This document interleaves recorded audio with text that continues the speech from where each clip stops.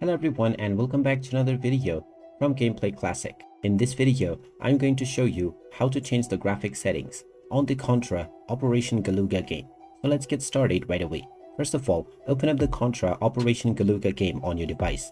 And once you open it up, you will be taken into the main menu. From here, go ahead and click on Options. And this will now open up the Options page.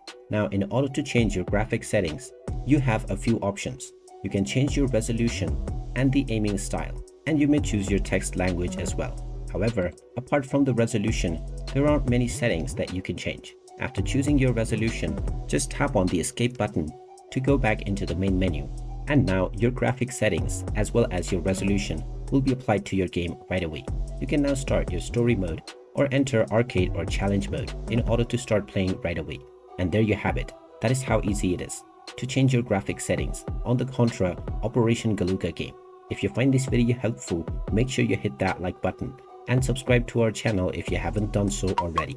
Also ring that notification bell to never miss another update from us. Thank you for watching and I will see you again in the next video.